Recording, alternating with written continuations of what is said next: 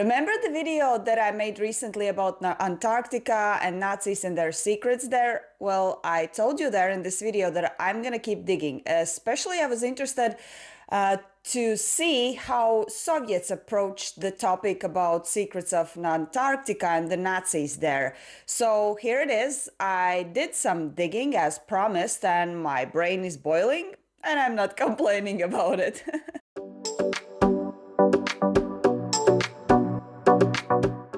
So in that video, I already touched upon the fact that Russians were aware about Nazis' activities in Antarctica, and there is no way that they were just simply sitting on that information.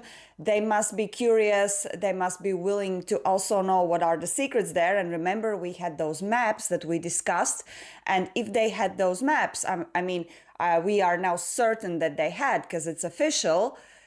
They must have had eagerness to go there and test if the entrance in Agartha exists. So this time I decided to approach the topic of the secret tunnels under Antarctica and Agartha and the Tibetan secrets that Nazis acquired from Tibetans from the perspective of KGB and their actions, and also like during the time before Stalin and at the beginning of the rise of Stalin in the Soviet Union. I hope you are excited, because I am. So let's start. My research at one point led me to a book that was written by a general and history professor Leonid Ivashov called Опрокинутый мир. If you would translate this title, I guess it would be like Upside Down World or something like that. And there in this book, he has a whole couple of chapters dedicated to this topic. Basically, the reasons why Nazis went to Tibet, what they learned there, and what made them go to Antarctica so quickly after their trip to Tibet. I also happened to read a couple of interviews from this General Ivashov from the 2000s, and in these interviews he talks about the explorations of Nazis in Tibet, and also about what Soviets did even before Nazis did it. Yeah, it's already starting to become very interesting. This also led me to reading of very controversial interrogations of a person. This interrogation was published in that book and also discussed in these interviews that I previously mentioned.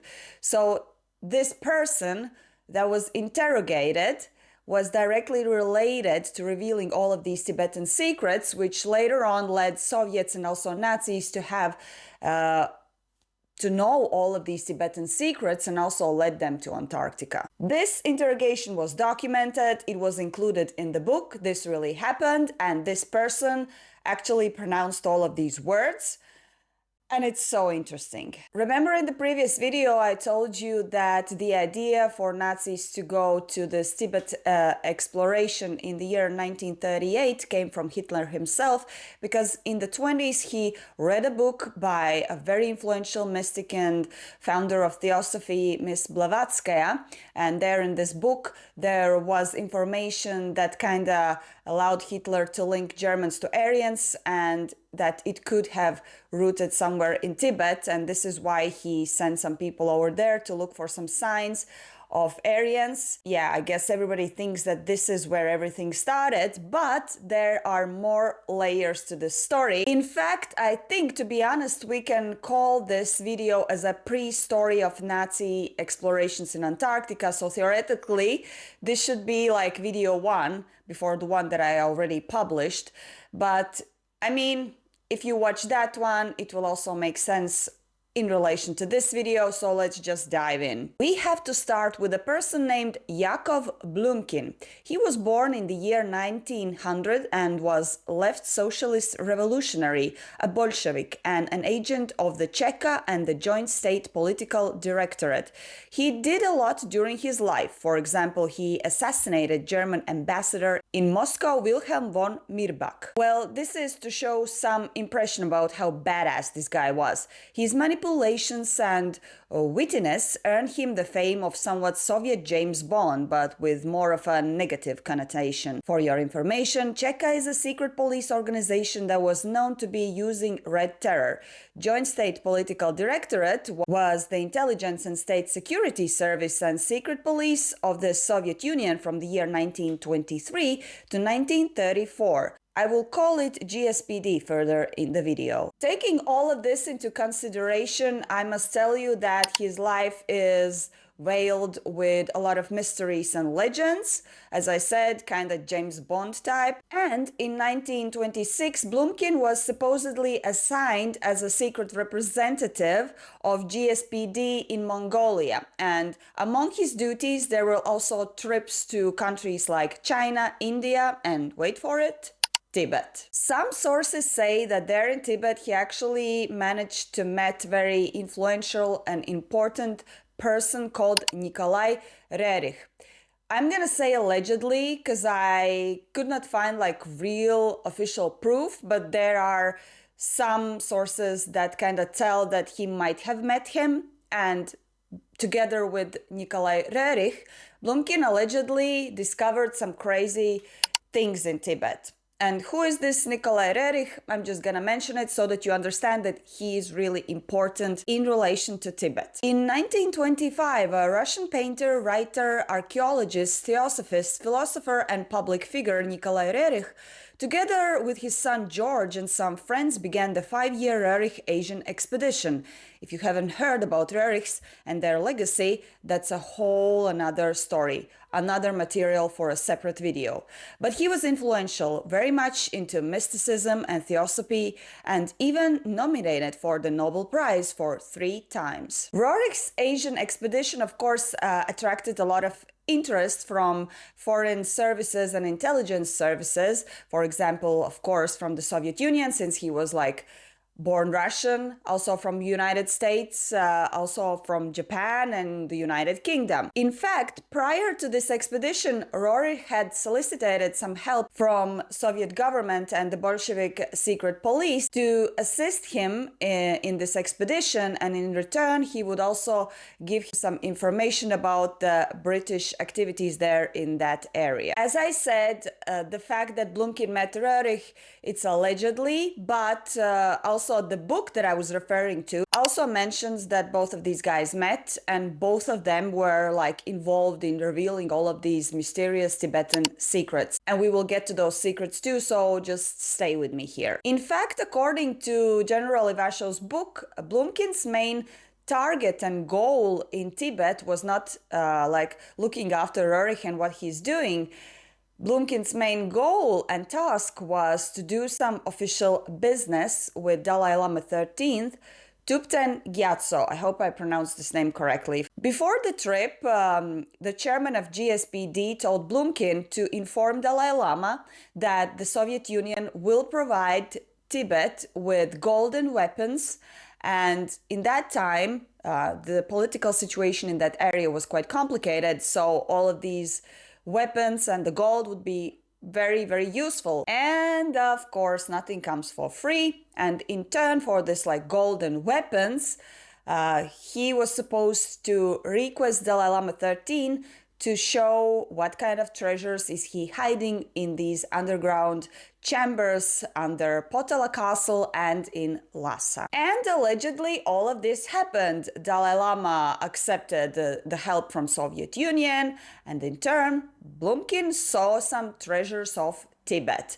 Not sure if Tibetans showed everything, but even those things that they showed, hold on. A couple of years after this, Blumkin returns back to Moscow, and in the year 1929, he's arrested for a lot of things. Like, he was a badass guy, believe me. And he was interrogated, and they were figuring out how to punish him, what to do with him. And during this interrogation, he was, by the way, interrogated by an investigator named Chertok, which is kind of funny, which means kind of devil or something.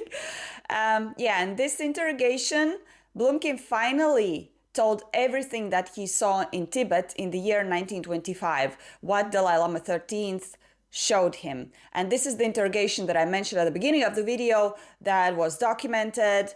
in the book, like word by word, and the stuff that he told, like, oh my God. I'll now quote part of this interrogation. I was taken underground and was shown so-called artifacts, weapons of gods that were created on this earth 15-20,000 years before our era. These weapons are held in separate halls. Then he continues to tell that after he was shown all of these like Tibetan weapons and secrets in those underground chambers, he created a report that consisted of 20-25 pages where he wrote down everything in detail. But then he continues to tell that he doesn't really know where this report is right now.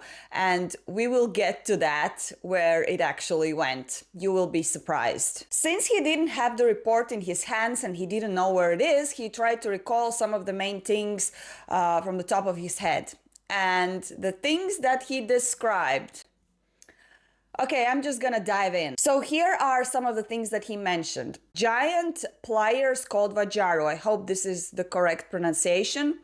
So these giant pliers could melt precious metals and they could reach a very high temperature. The temperature was as high as it is on the surface of sun.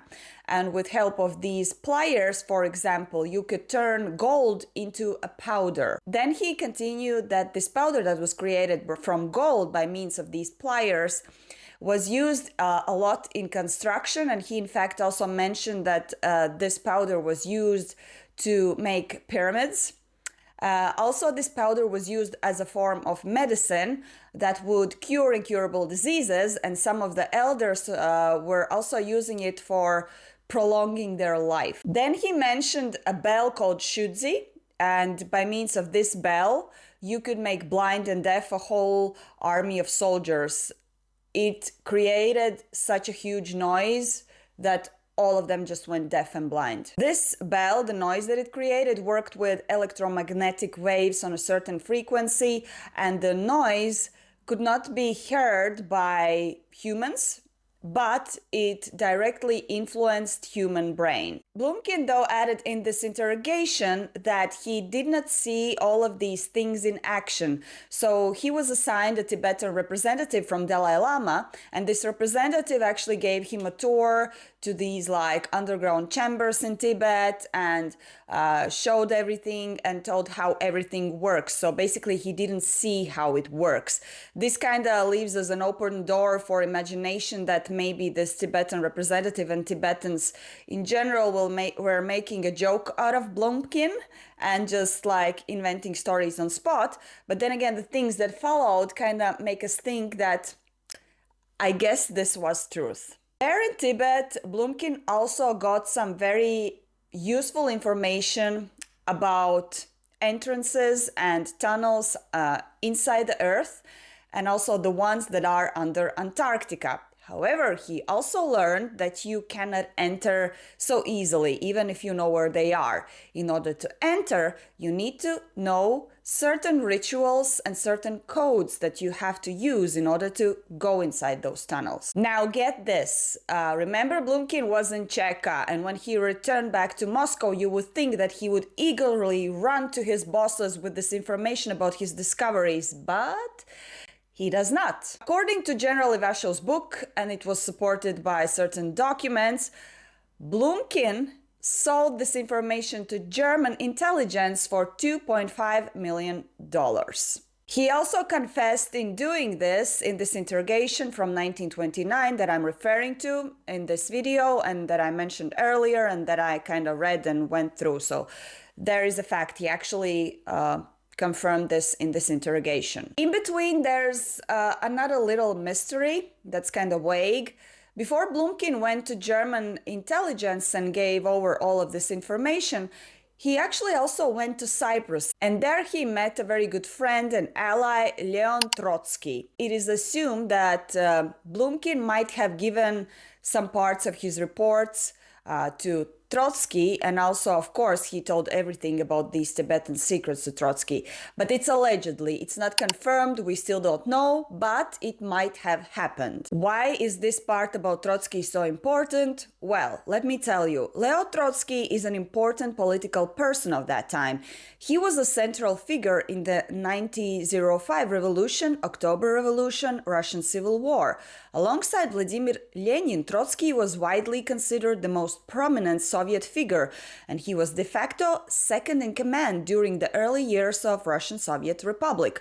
After Lenin's death in 1924, Trotsky was outmaneuvered by Joseph Stalin, and while in exile, he was a strong anti-Stalinist. This means that when the secret services of Soviet Union learned about Blumkin's relation and tight friendship with Trotsky, and more especially about this meeting with him in Cyprus before he sold the information to Germans, Blumkin became a threat, an enemy of Soviet Union, because Trotsky equals hate towards Stalin, and now Blumkin was in the same box. Now, back to Blumkin giving information to Germans. He actually had a double plan. As I mentioned, he is a very sneaky fox. So during one of his trips in Europe, he met a German war intelligence agent. His name was von Stilche, and he also talked about that in this interrogation that I told you I was reading. You might think that this is a simple treason. He gave information to Germans just to get money, just to get rich, and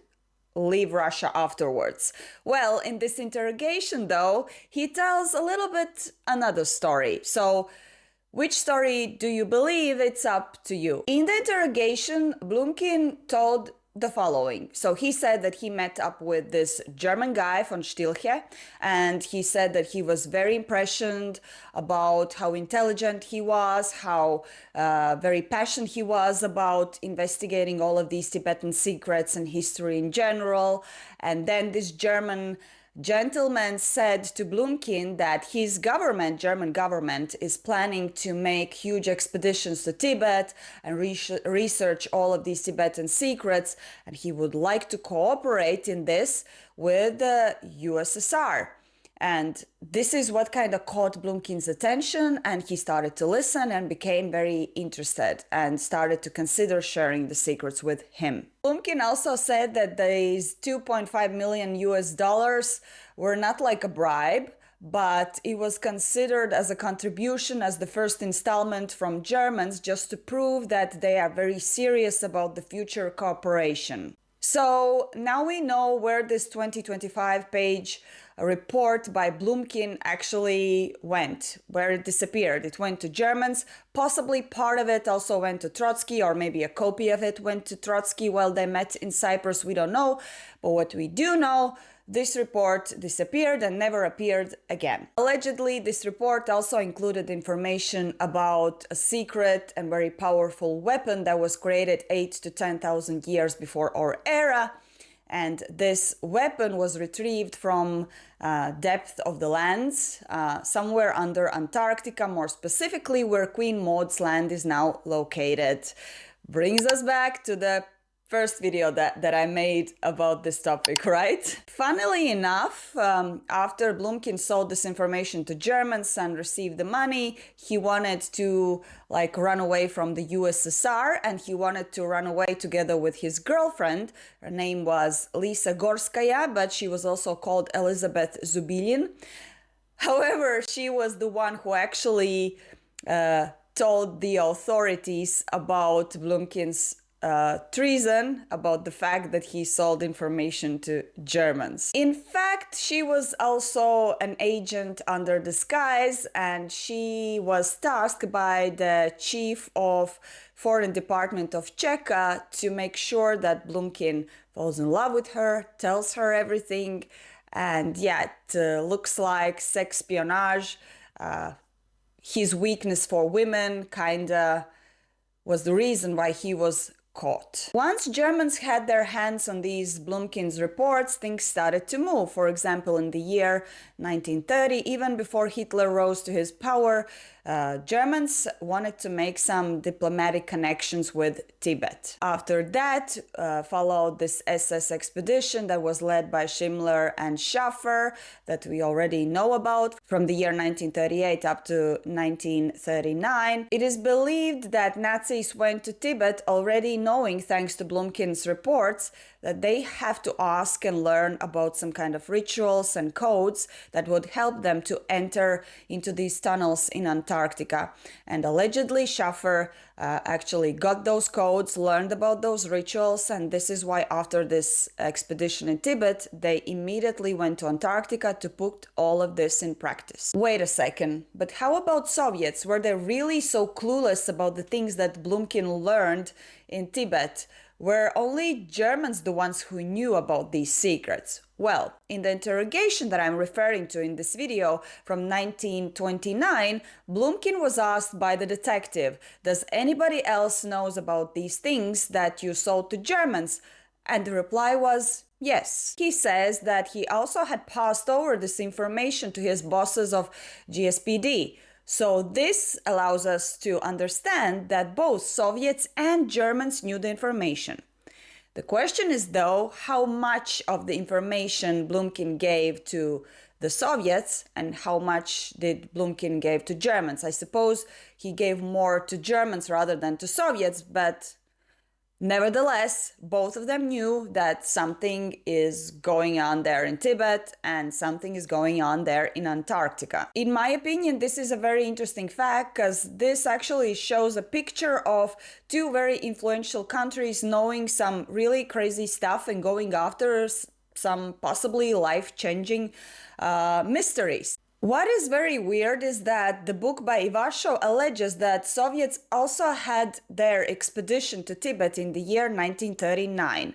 And it started in January and ended in May because it was disturbed by the war between Tibet and China. This fact, I'm not really sure about this expedition, because I couldn't really find any sources confirming this. Maybe this is some kind of declassified document stuff that General Ivashov saw and read somewhere, because actually in his interviews he mentions that he had hold of a lot of declassified and classified documents from that time. So maybe he read it somewhere in those documents. But then again, I haven't seen those, so I don't know. Because as far as we know, that the only Tibetan expedition that happened was the one that happened from the year 1938 up to 1939, and it was led by Schaffer. But even though there was this expedition, possibly was, Stalin was not really interested in those topics, into this mysticism and looking for Agartha. See, he was busy with other stuff, like, for example, industrialization, etc., etc., you know? So after Nazi Germany fell and KGB finally got hands on all of these, like, Nazi documents in regards to all of these mysteries, Antarctica and Tibet, allegedly then Soviets remembered that they also had this expedition to Tibet in the year 1939. So they went back to pick up those old documents from that expedition, took the recently retrieved documents from Nazis and just compared them, and were like, oh shit, it's the same. Like, we have conducted two independent expeditions and the conclusions are the same. This might be true. General Ivashov also refers to this notebook that I discussed in the first video about Nazis in Antarctica that belonged to Herr Wolf, who was responsible for recruiting soldiers that would go down there in Agartha, live there and serve Nazi Germany. There in this notebook was a reference to Nazi document from January 20, 1940, where it allegedly says, I quote, "Transportation of people shall be executed by means of a special Führer's convoy once per 3 months." According to this document, the first batch of the settlers should be around 5,000 people. This process of settling should happen in the year 1940. 2,000 people of those 5,000 should be younger than 25 years, they should be physically fit, and they should be shorter than 178 centimeters. This means that they had already started the project of sending people down there in Antarctica. This means that they were using the codes and rituals that they learned in Tibet. Among the declassified KGB documents that Mr. Ivashov was discussing in his books, there was this one that came from September 1945, and it referred to June of 1945, when a special Führer convoy U-boat was caught by Argentinian military. In August of the same year, Americans also caught one of these U-boats returning from the South Pole, and allegedly the crew surrendered to Americans. According to the documents and confessions that were looked upon in Ivashov's book,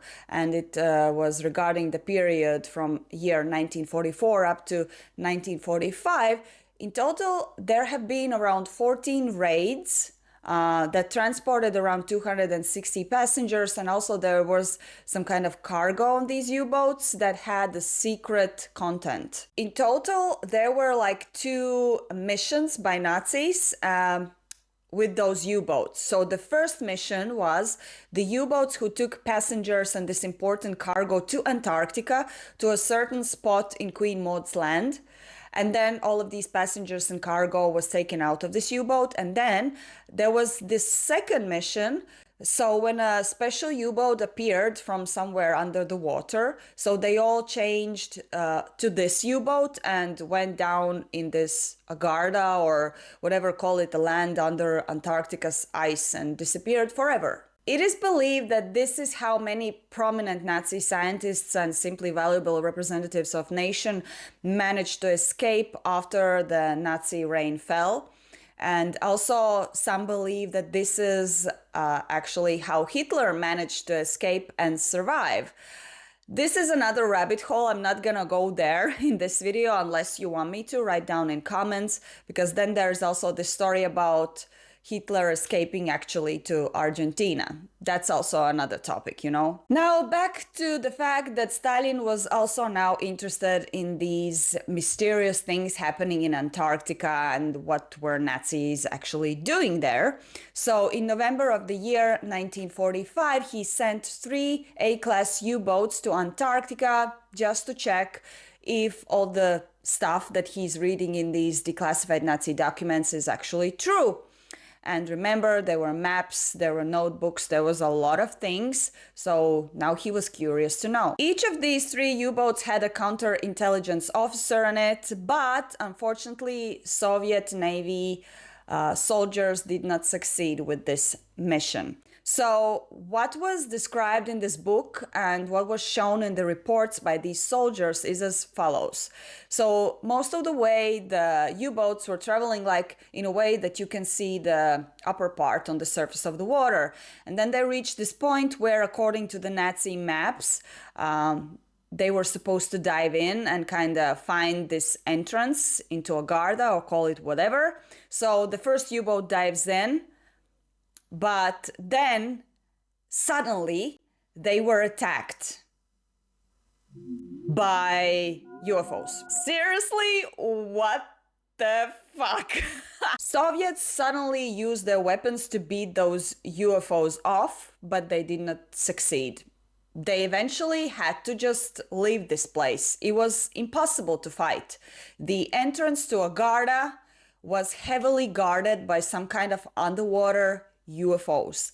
These soldiers on these 3 U-boats, they were highly experienced. They went through the war, but never in their life they had seen something like this. All of these 3 crews from these U-boats had to, of course, inform their superiors about their failure.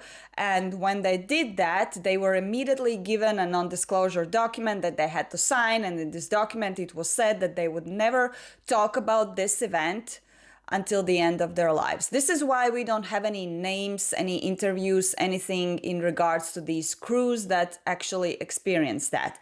But I will just quote a part of the report that was filed in from this crew, and it was also quoted in this book, okay? So, When we dived and reached 100 meters, the acoustic devices started to show around 10 targets moving around K-59.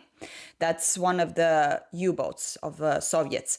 They changed the trajectory with the speed of 66 knots, which is triple the speed of normal U-boat. This is the first time when Soviet Marines encountered something like this. We are dealing with unrecognized Nazi underwater technology. So they were really shocked and they thought that this is something built by Nazis based on the information probably that they got from Tibet. They were not looking at it as a UFO as we know right now, but they were looking at some kind of technology that they learned to build from the knowledge that they got from Tibet. Afterwards, Soviets decided that, okay, if we cannot get to Agartha, we will try to research and figure out what Nazis did on top of the earth before we deal with this inner earth Agartha topic in relation to Nazis. What followed was a special operation carried out in the Pacific and Atlantic Oceans, which resulted in Soviets finding numerous German colonies. In these reports from Soviets, it says that Germans had been creating their villages since 1944, 1945, and this is the time when the escapes with the U-boats actually happened. Remember, I mentioned the case where Argentinian military and Americans caught the German U-boats? Does this mean that these U-boats with special Nazi people and special cargoes going to Agartha is actually a myth? Well, I don't know, but the settlements, they are real. Does this mean that Hitler and his followers actually didn't escape to Agartha, but escaped to one of these islands? How do you think? Well, first of all, the stories about German settlements in these islands is supported by these reports that I mentioned. I have read them. They were in this book.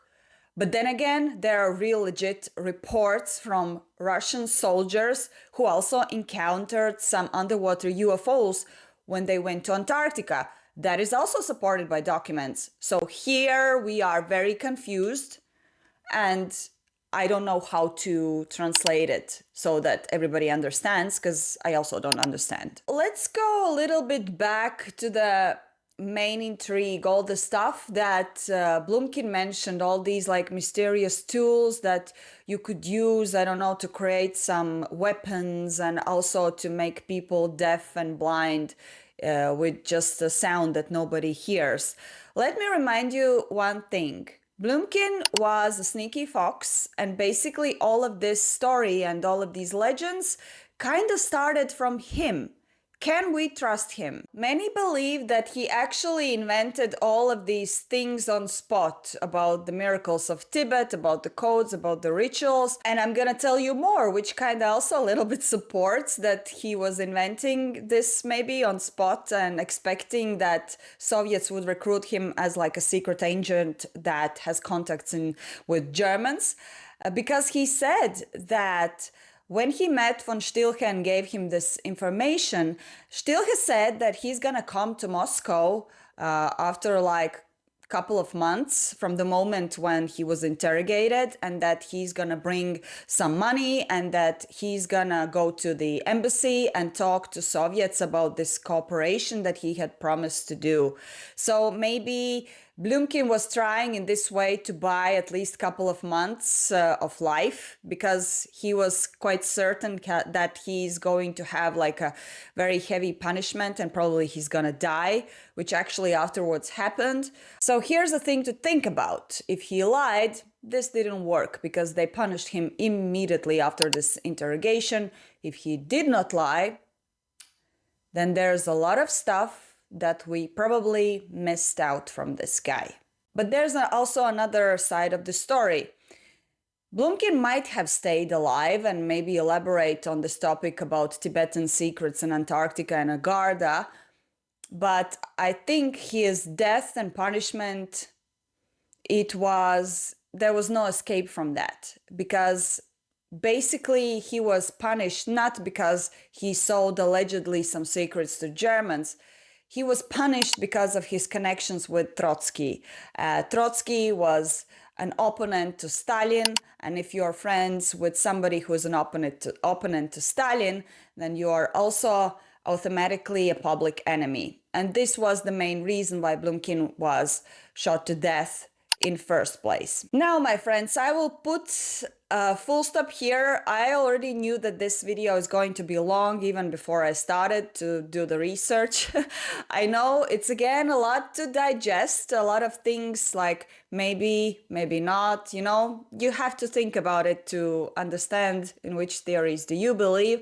But I am very curious, once you have thought about it, to learn about your opinions, your comments, your ideas in regards to this topic. Let me know how you like this video, and let me know if you have heard any of these facts that I told you in this video. Because I don't think there is a video out there that tells about the Soviet part. So I could be like the first one, I don't know. But yeah, there's just one thing. I could tell the most brilliant things here, but the views, I don't know, they're like in the bottom down there. So please, I have just one request. Of course, I could ask you to, let's say, donate and join the subscription so that I get some monies for my efforts. But like, you don't have to do that if you don't want. If you want, I would be very grateful. But the minimum that I could ask is subscribe, interact with this video, share this video with any of your friends who would be interested in watching this. Tell them to subscribe. That will help me a lot. Anyways, thank you for watching. Stay safe out there. Stay curious, just like I am. And have a lovely day. See you next time.